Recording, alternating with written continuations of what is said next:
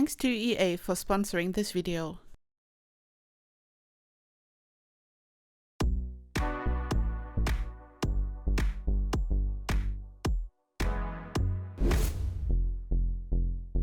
Hey lovelies, it's Kate. Welcome back to another Sims 4 video. In this video, I'm renovating a starter home. This is the Crow's Perch starter home in Ravenwood, which is part of the new Life and Death expansion pack. And I actually built this starter home. It's officially in the pack. EA asked me to contribute 3 builds to this pack, and this is the starter home I built for the pack. You know how much I love mansions. Mansions are everything to me, and I was super excited that I was allowed to contribute 2 big builds to this pack. And when I was working on the starter home, I got a bit anxious because there are a lot of budget restrictions for a starter home naturally, because that's what a starter home is. It cannot be too expensive because it's supposed to be the starting point of a sim family.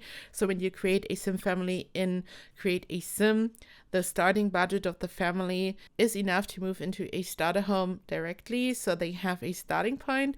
So there's a lot you have to keep in mind when you build a starter home in general. But because I love mansions so much, I thought, okay, I'm just going to go back to this starter home and I'm going to completely renovate it. I'm going to turn this into a mansion and I'm just going to add as many things as possible. I'm going to redo the interior and everything, as you will see in this video. So I'm super excited to do this. So because a starter home is a starting point, usually you move in and then when your Sims have earned enough simoleons, you just slowly start to add to your build.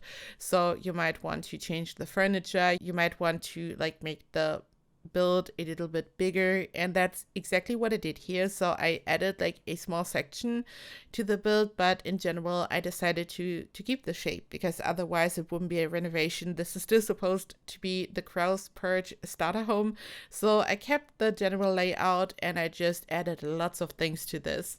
Here at this point, I already added the room to the build on the right side, and you can here see how I'm adding so many debug items. I've praised the debug of this pack a million times now, but I have to say it again.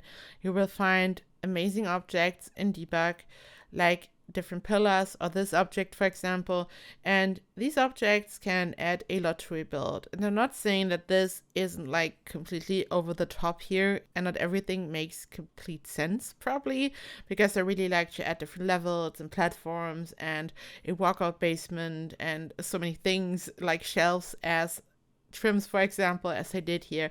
But I just wanted to add all the things to this, so there are no budget restrictions. This is after the Sims who moved in here made all the money, so I'm adding all the objects. And I mean, ironically enough, the debug objects are for free most of the time, which is also such a cool cheat. If you like to build starter homes, I can totally recommend to take a look at debug in general, because the debug and the added objects are free most of the time, so you can really decorate the exterior of a build without increasing the cost, which is a super cool trick for starter homes. But this wasn't the reason here. I wasn't looking at the budget at all in general. I was just adding all the things. Here I'm adding the walkout basement. I've just used the basement tool for this, and I added a basement. I clicked on the room. I clicked on the yellow outline to remove the ceiling, and I also added more base game shelves. And this is only base game and Life and Death. And at one point I'm going to add an item from Growing Together, which I didn't want to, so this is going to go before it goes up to the gallery. And then I also saw that it's telling me that there is something from Island Living, but when I click on it in the library where you can click on show me the items, there's nothing there, so I'm not really sure what has happened. So you can just download this, even though it's showing Island Living, there is nothing probably, and even if it is, it's going to disappear, so you can just grab this. You really only need the base game and Life and Death here. And now it's time to finally announce the winner of the Life and Death giveaway. I'm giving away 1 key for the Sims 4 Life and Death for the EA app. And thank you so much to anyone who has entered the giveaway, thank you so much for the amazing feedback and for sharing all your stories. Thank you so much. And the winner of the giveaway is Winter Sky. You can here see the comment which has won. Congratulations, Winter Sky. Thank you so much for participating. And I'm going to leave a comment below your original comment, the comment which has won. And I'm asking you to comment with this account, with the Winter Sky account below, and please just type down some Insta or X account, whatever you want, where I can DM you so I really know it's you. So please use the same account, the Winter Sky one, so I know it's you and not someone just claiming to be. And I'm going to DM you and you will receive the key. And thank you so much to everyone who participated. And back to the build. So here I'm still decorating. I wanted to have these beautiful flower beds. I once again used items from Debug for the flowers, these beautiful red flowers. They almost look like poppies. And I just wanted to have a big patio because I thought it would be cool to like just have a bigger garden area, and I just love patios. Like, I totally love to add them to my builds, and I'm really a fan of like having just a plain lawn in the garden, which of course makes a lot of sense because you could add a swing set and stuff or monkey bars. But whenever I'm working on a mansion, I love to have a big good patio, and this is a 30 by 30 lot, so of course you really have to make use of the space somehow. And I once again used the same object which I had already used in the front to like have this, I don't know, like a foundation frame going around the original foundation. I just like to do this to add more detail to a build. Sometimes the objects I'm adding are a bit random, I have to admit. And yeah, I have the hedge going around the whole lot and also the debug fence. And I then also added some autumnal trees, and I just love the autumnal debug trees in this pack, and I just feel like they add so much to any build. Maybe it's because I'm so obsessed with autumn. And I also changed the position of some of the windows and I added additional ones. This is like, I think, the most common thing you do in The Sims 4 when you're running out of money. You first sell all the windows. That's what I've always done.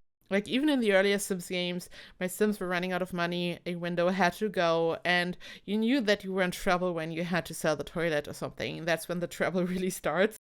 But yeah, I just added more windows to this because it's not a starter anymore. And this is the interior. I've also used so many objects from the pack, of course, and I was going a bit over the top and I was being a little bit creative with the wallpaper situation, as you will see. So the new curtains from this pack are actually not in the curtain sections. They are a wall decoration. They are not your typical curtain, and this inspired me to be more creative with them, and I added one of the curtains on an empty wall behind an island counter, as you will see. I just wanted to have some fun with this, and behind the curtain I will use a different wallpaper color. And after doing this, I thought, okay, I could also do this in other areas. I could use some pillars to like separate the different wallpaper colors. And I feel like there's like a lot going on in this build at this point. So it kind of went from simple starter home, the way starter home is supposed to be, to a really over the top build. Like, there's so much going on. I had completely removed the furniture on the inside. It's like when you move into your first apartment and you have your first furniture, and then over the decades you kind of like change your furniture, you buy new stuff, you are replacing stuff. So here are the furniture to go. This is kind of the story in my head, and this is like a complete new set of furniture, and I was just changing everything. So this is like a complete renovation. And here you can see what I was talking about, the curtain behind the island counter, also the whole curtain wallpaper situation, different areas. And I wanted to use a bar. I think this is from the base game reward event where we could get like the small bar. So this is a base game bar, and I also used some base game island counters right next to it, and I then like used a fence. I was able to add spandrels. I simply like use a random fence. I add the spandrels on the inside and then use the sledgehammer tool. You can also press K on your keyboard to access the sledgehammer tool, and I just use it to remove the fences so only the spandrels remain. And that's what I did to kind of have a really fancy bar area. And the interior isn't too big because it's only a 30 by 30 lot, but look, there's like so much going on, like furniture wise, pattern wise. It's a really maximalist interior, which is super cool. I rarely do this, but I love how this one turned out. I also added a small office area, of course, and I think here in this build you can really see the combination of the different swatches and items, and you can really see how much Build By shines in this pack. I'm really obsessed. I'm also super curious to hear from you if you like enjoy the pack so far, like from those of you who've already gotten the pack yesterday. And also let me know how you celebrated Halloween. Like in the last video I was asking you how you're going to celebrate, but let me know how it was. Did you have a good time? I was watching some movies, and we were watching Talk to Me, and also I forgot what it's called, but also another one. And the day before we watched The Descent, which was recommended to me in the comments by L Waves. Thank you so much. It was scary and fun, and it was amazing because I really like had I just love being scared. It's spooky season. It was spooky season. It's now over, I guess, but I just had the best time. I love like when I'm like a bit scared when I'm actually watching something like this. And yeah, this is the main bedroom, kind of, the multiple ones. And I also tried to like renovate the toddler room, which is really compact. I made small changes to the floor plan, and I also made the build slightly bigger, but overall I like also preserved the floor plan a little bit, so I was trying to make it work here. And this is it. This video is slowly coming to an end. Thank you so much for watching. I added lots of screenshots here so you can really see what I did. If you want to check out the original starter home, you can do that in The Sims 4 Life and Death. It's in Ravenwood. And yeah, this is the renovated version. Thank you so much for watching. I hope you've enjoyed this video. I hope you will enjoy this build.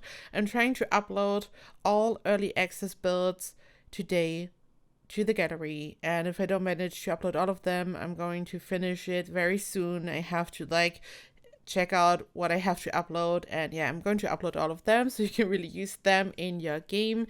I hope you are doing so well. I love you so much, and I hope I see you in the next video. Bye bye.